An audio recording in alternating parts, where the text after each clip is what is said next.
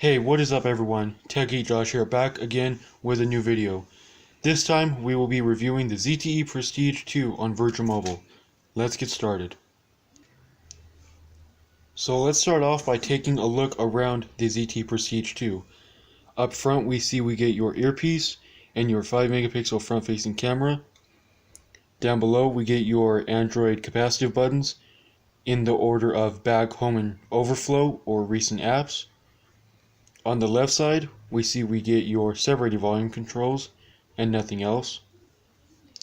On the bottom, we see that we get a standard micro USB charging port and a microphone. On the right side, we get your power button and nothing else. On the top, we get your standard sized 3.5mm headphone jack and a secondary microphone. And on the back, we get your other 5 megapixel autofocus camera with an LED flash right underneath it, your ZTE branding, and your rear facing speaker, which some may like it and some may hate it.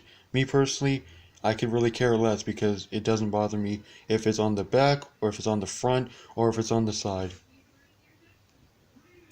For the display on the Prestige 2, we get a 5-inch FWVGA TFT display with a resolution of 480 by 854 and a pixels per inch count of only 196, which, as you can see, there's no change in display quality or size from the predecessor.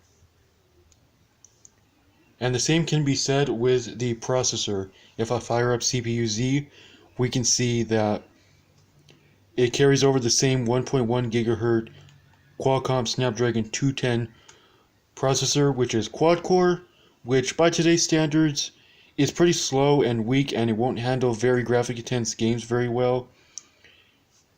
So there's that. And if we take a look at a recent Geekbench 4 test that I ran, which you can see here, the single core score tops out at 348 and the single core score is a low 768. So yeah, definitely not that much difference between the original, if any at all. As for the amount of RAM, the Prestige 2 has 2 GB of RAM, which is bumped up from the mediocre 1 GB of RAM in the predecessor. So that does help with performance and overall usability. Another improvement that was made was increasing the storage from a measly 8 GB in the predecessor to a whole 16 GB on the Prestige 2, which is very cool. You can still add an SD card, which is found on the back, and by removing the back cover, which there's a little slip right there, little notch in order to pop it off, like so. And I gotta say, the back cover is actually very securely on there. Feels like I'm breaking it as I keep taking it off. And there is where you can add your micro SD card, which it can support up to a 32 GB micro SD card. So there's that. Now on to the cameras. Both the rear and the front megapixel camera are the same as the previous one. If we go ahead and fire up the camera application, we can go ahead and take a look around. Oh, they're both 5 megapixels, which is nothing too crazy or impressive, and you should not expect, crazy quality either. So here is the camera application. Let me go ahead and cover it up so we can take an easier look at it. Up here we have your settings button. Right beside that we have your flash auto on and off, your timer, and your camera flip button for flipping between the rear and front facing cameras. So let's go ahead and take a look at the settings. So we get full screen on or off, shutter tone on or off, geotagging on or off, review off, 2 seconds, 5 seconds, or always, storage location, and restore defaults for the camera settings. Video settings, the Prestige 2 can only record up to 720p, which is again the same as the original. No 1080p, nothing like that on this one, so that's kind of a letdown. And then we get all the way down to VGA. Time lapse off, 1 second, 1.5 seconds, 2 seconds, 2.5, 3, 5, and 10 seconds. focus lock when recording, geotagging on or off, storage location, and restore defaults. Now if we flip to the rear facing, or the front facing camera, my bad, we can see that we get your, I just accidentally took a photo, we get your smile indicator, which if you turn on, it will capture your smile, like so. Your timer is not available with the front facing camera, it is grayed out. And if we take a look at the settings for the front facing camera, picture size 2592 by 1944 and all the way down by 640 by 480. Point and shoot, which is currently turned on. Shutter tone on or off. Me personally, I can't stand shutter tone no matter what phone it is. Geotagging on or off. Review off 2 seconds, 5 seconds, or always. Storage location and restore defaults. Video is roughly the same as the rear camera, 720p, 480p, or VGA, and MMS video, as you see right here, MMS video or standard video, geotagging on or off, storage location, and restore defaults. If we back out of that, flip to the rear facing camera, down here we can see we get your manual mode.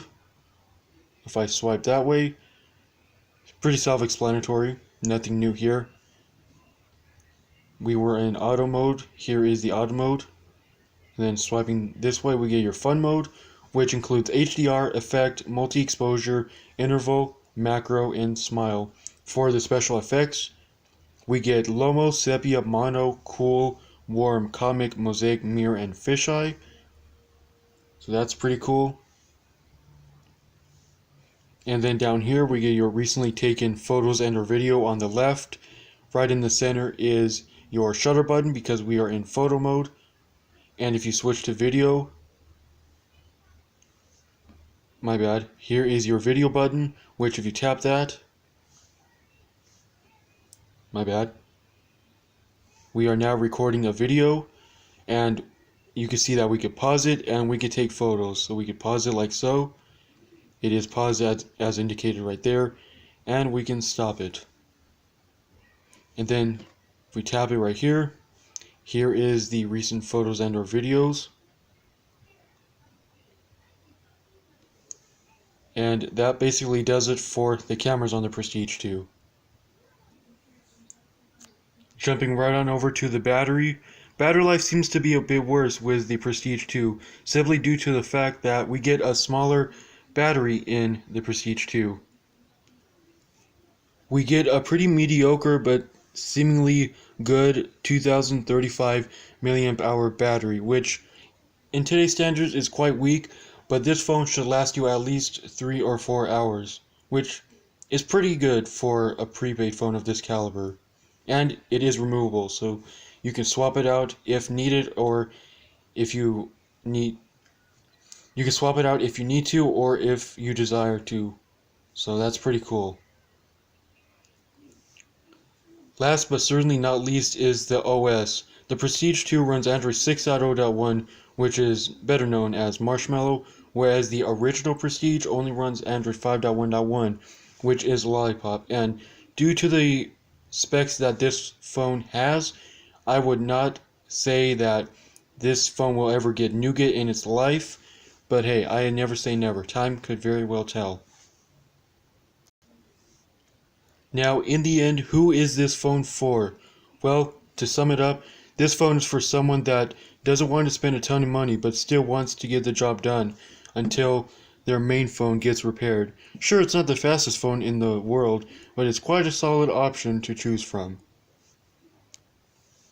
And well, that basically sums up my review of the ZTE Prestige 2 on Virgin Mobile. If this was helpful and or informative in any way possible, please smash that like button. It'll be much appreciated. Also, if you're not subscribed to the channel, subscribe. It'll also help me out a ton. And turn on post notifications so that you'll never miss when I upload. So anyway, with all that being said, guys, I will see you in the next video.